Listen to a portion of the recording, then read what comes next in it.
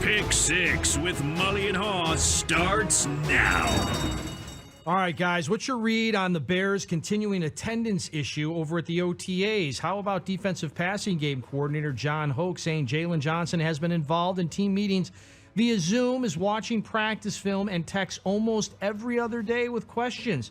Will everyone be on hand for mandatory minicamp, in your opinion?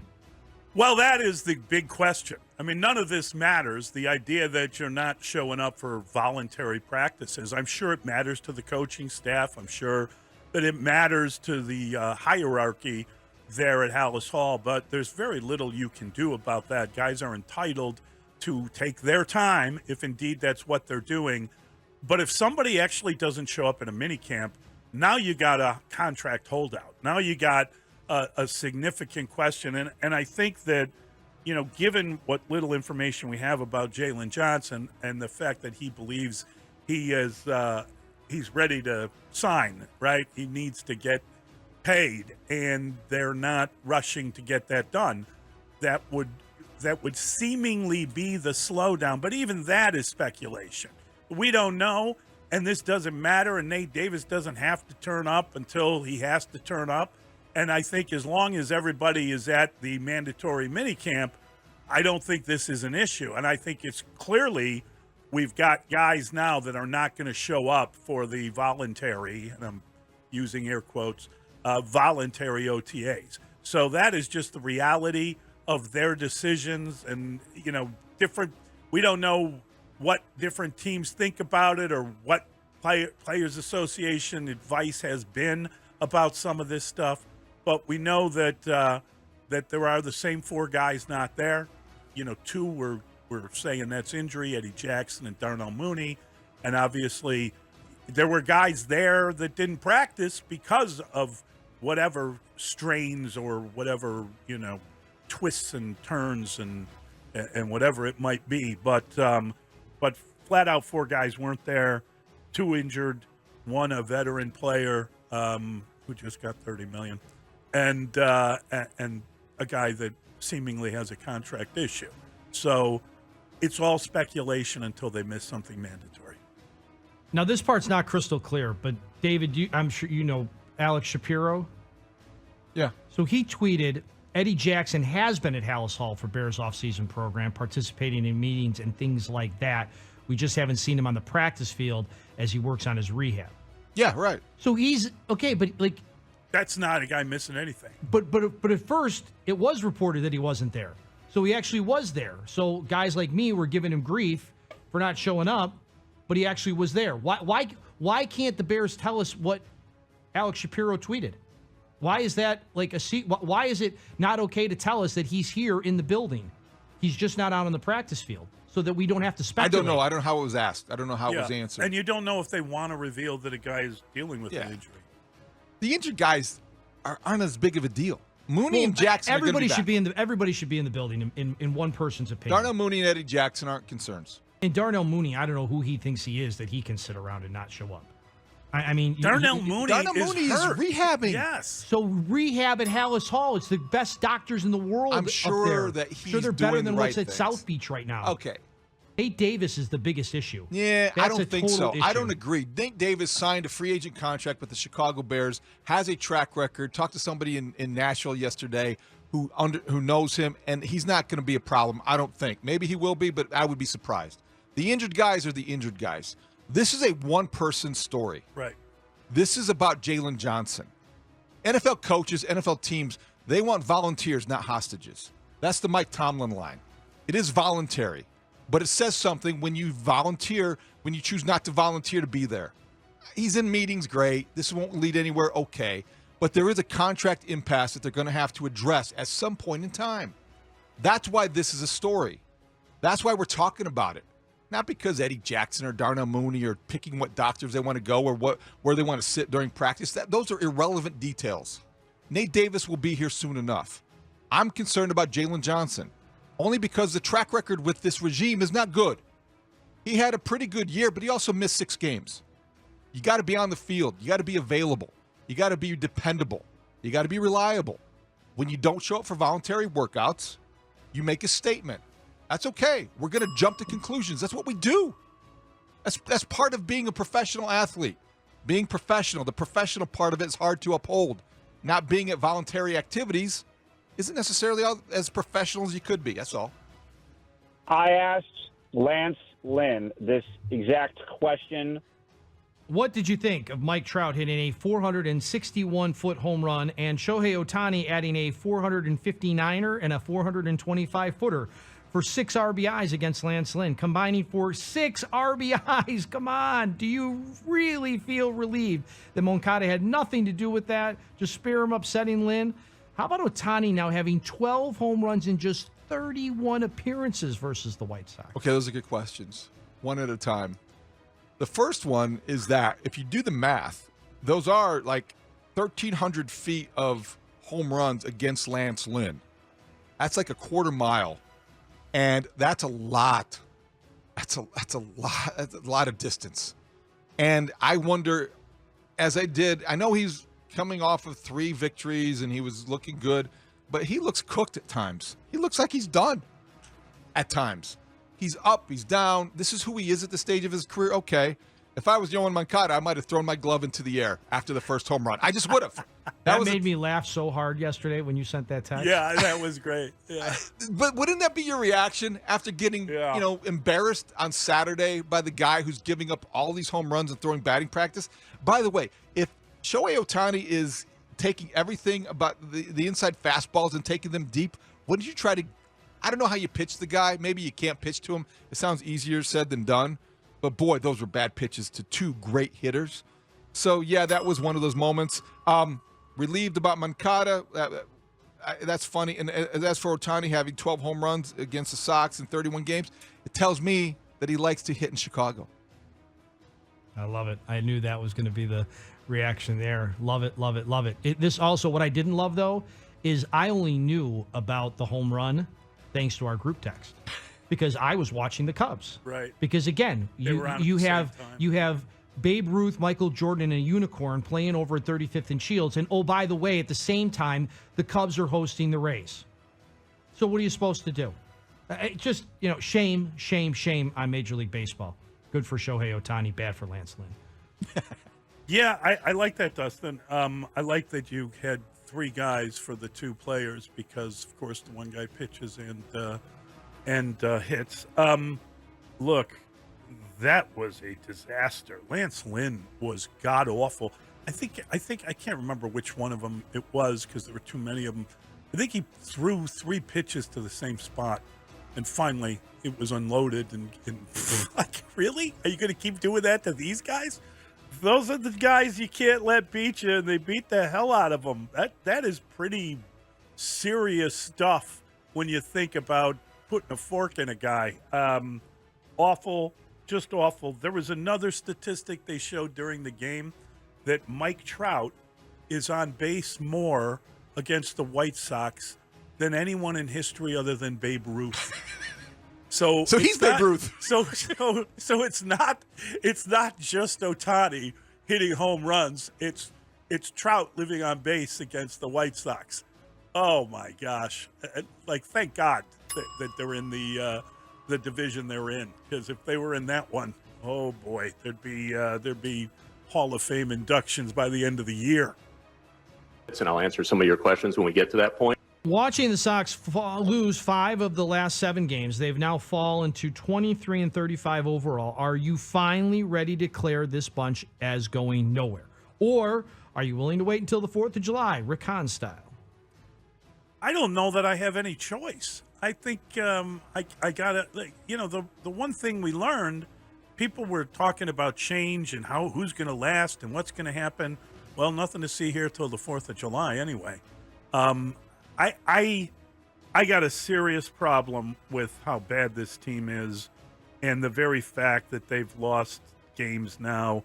That we had been told check back in a couple weeks, and checking back. No, and no. This is the group that just never fired, right? I mean, I've spent enough days out at the racetrack watching for my horse to make some kind of move to know when a team is is an also ran, and that would be the White Sox. All this nonsense that they could come back and win the division, or they can't get out of their own way. They just lost 3 or 4 to Detroit. Whether or not if things had gone right, they might have been able to split. Yeah, okay. That's a fun, we almost split. That's a great sort of theme for this season. This team's going nowhere fast. I don't know who we're waiting on. I'm sure we're waiting on someone, but there doesn't seem to be any answers, and I've got very limited interest. Well, I think you nailed it with the first thing you said there, Mully. Do we really have a choice? We're going to watch them. That's part of what we do, and we're going to report on them, and we're going to have comments on them, and we're going to have thoughts on them. I do think, and we might get into this a little bit more tomorrow because they have the day off today, but I think this weekend is statement games. You went up. You had predicted correctly that they weren't going to do well up in Detroit, and they didn't. Well, if they do want to have a season, I think you got to sweep these guys. I think you got. First, you got to win the series, and then you got to think about sweeping these guys. That's what you got to do at home against the Tigers. Them in Detroit. Well, but you can't do that. But you can't. That's come and gone. So in the immediate statement game, White Sox, come out and do something. Statement game time this weekend, 35th and Shields. I don't think it's realistic. I think the same is true this morning as was a month ago or 45 days or whenever you came to the conclusion, and I mentioned it earlier. I just don't see a way out of this for the White Sox other than starting to identify teams that will make good deals with you. And you're not going to make the best deal possible because of the state that you're in. You don't have any leverage, but you have to change. I think you're going to look at, okay, what's the market for Lucas Giolito? Obviously. Any takers for Tim Anderson? Possibly. Is there anybody that's going to be willing to trade for Eloy Jimenez? That's going to be the next consideration and big picture conversation when you talk about the White Sox and rebuilding, because I don't think they have any choice. They can sweep the Tigers. They can flirt with mediocrity. They can compete in a division that is terrible, but they are kidding themselves. They're kidding themselves if they think that is the way that they're going to get back in a position to win a championship. And if it's not about winning a championship, stop talking about parades. You never should have mentioned it in the first place. If your standards are the standards, keep them high. And to reach them, you're going to have to reset. So I don't think anything in the next week or the next 30 days, 4th of July or July 31st or whatever the case may be, the reality is there for the White Sox to see if they want to see it. If they choose to ignore it, shame on them. But they have to do something big and bold. That's a really good question. How do you feel about Jake Burger making the debut over at second base? And how about another home run for Jake Burger? How would you line up when Elvis Andrus returns? Would you play Burger at second base, especially in the middle of the season? Well, I think that it's, at this point, what do you have to lose? I don't like moving Romy Gonzalez out of the lineup for Jake Burger because I think defensively you're more solid. As much as I liked what Elvis Andrus accomplished last year as the accidental White Sox who contributed the last 2 months of the season, I don't think you need to rearrange the furniture because he's back in the room. I just don't think that he's that good or worth that much to say, all right, we got Burger, we've got Romy, they're hot, let's ride them, let's see. Let's wait to see what Andrus is going to do. Elvis Andrus is coming back, okay, good. We'll find a role for him if it happens. But right now, it's about getting Romy at second, Burger your DH, keep Eloy in the outfield if he can. Those are the defensive liabilities you're going to have to accept if you want to sweep the Tigers. But I don't think that necessarily Burger at second base is something to get used to. If it helps keep him in the lineup, maybe occasionally, but I don't think a steady diet of that is good for I think a steady diet of Burger is good, but a steady diet of him at second base, no. So burgers, yes. Hot dogs, no. Oh, I'm a big burger guy. Okay. Just wanted to make sure we had that all straightened out. God. I do love the analogy, David, and I think you nail it here. Elvis Andrus is not worth rearranging the furniture. He's like a coaster. Like sometimes you use it and sometimes you don't. That's what Elvis Andrus is right now. He's a coaster. Why you can't take Burger out of the lineup? You can't take Rami out of the line. You can't do that. And you're right. Eloy's going to have to play right field.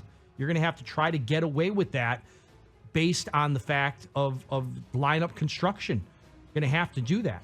Now, is the pitching staff at the point where you need to be outscoring teams, or do you try to do what the Cubs have done and try to play better defense and support the pitchers with defense? Like, which way do you have to go? I guess that's the question. But don't screw around right now. Let Elvis come back up. That's fine. But don't screw around with the Tigers in town. Like, hit some runs. It's going to be warm all weekend. The ball should be flying out of that ballpark. The fireworks should be flying. Keep Jake Berger in the lineup. Well, I think that's the problem, Dustin. I think that in order to keep all these guys in the lineup, Eloy's going to have to play right field to keep his bat in the lineup, because you got Berger, who's going to have to play, I guess, second base. That's insane. That's insane. To move a guy to second base in season because you have such a flawed, horrible way of lining up your team, and you have so many repeat positions.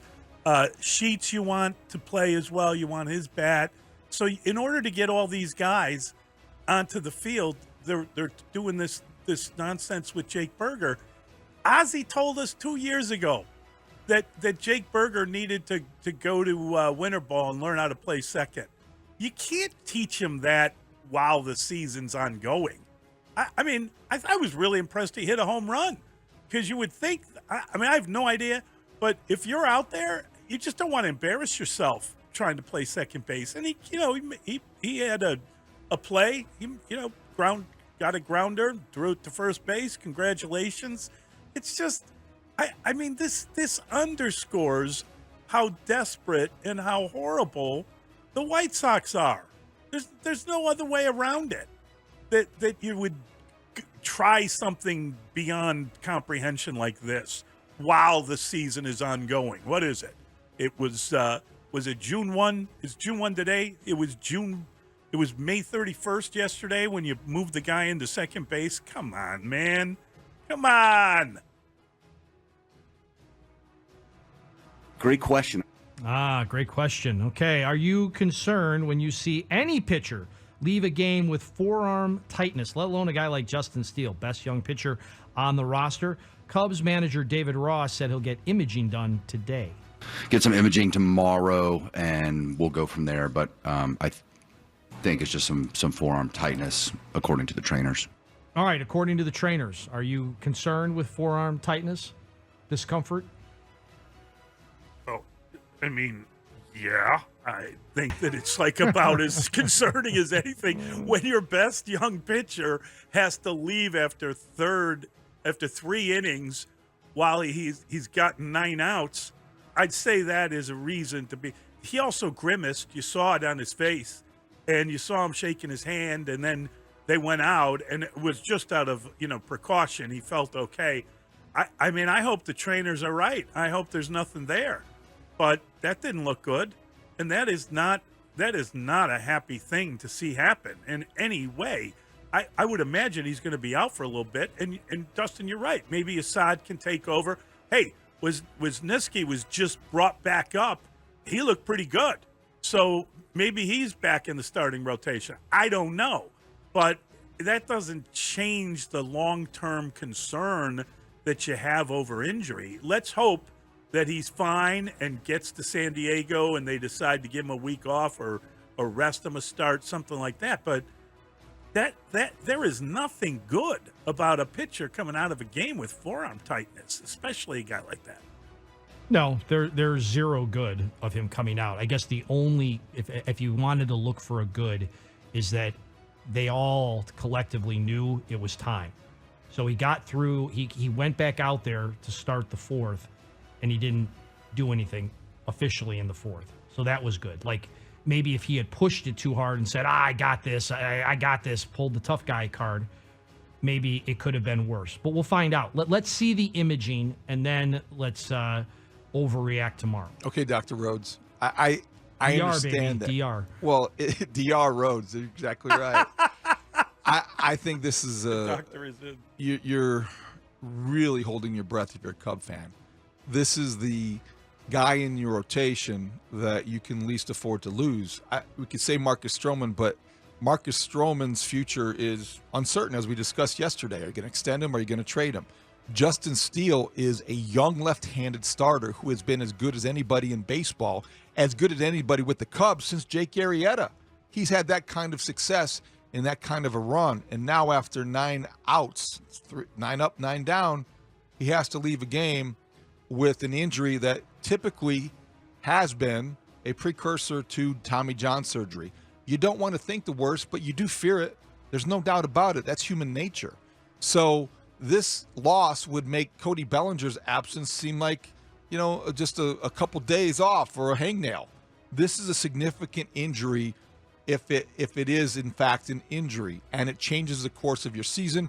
And frankly, it could change the approach big picture-wise if you lose Justin Steele for an extended period of time.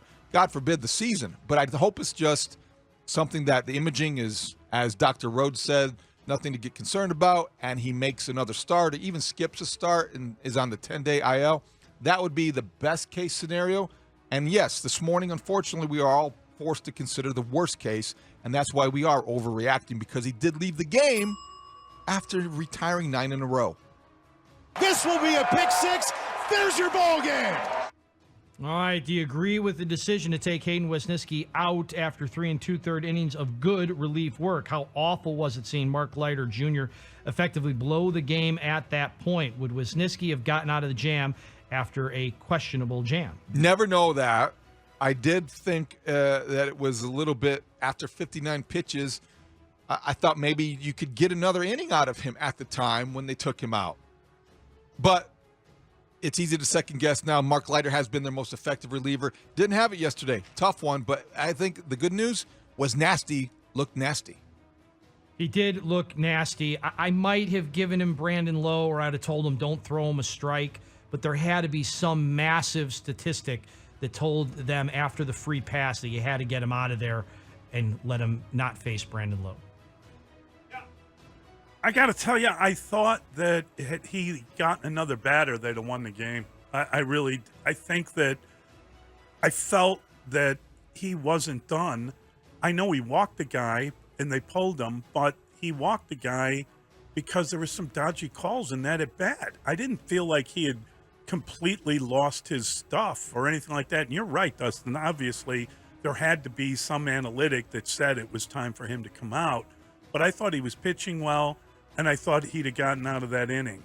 That's an interesting way to put it. So basically, the people blaming David Ross, if there was an analytic saying that he needed to come out of the game, that's a front office decision. That's what I'm saying. To remove a pitcher Yeah. that the manager basically followed an edict. And I again, Leiter has been very good, but he wasn't on this day, and he just wasn't. So it's a pity. Maybe they would have lost anyway in the next inning. Who knows? Because he would have. They seemed like they were done. It's just, Wesneski has been pitching. It's not like he'd never pitched before. So he could have gone longer, in my opinion. All right, we've got to get to a break. We've got the extra point next, and it's a good one.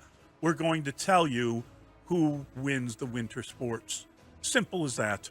I'm sticking with the Bulls prediction. No, I'm not. We're going to do that next. Mully and Holmes.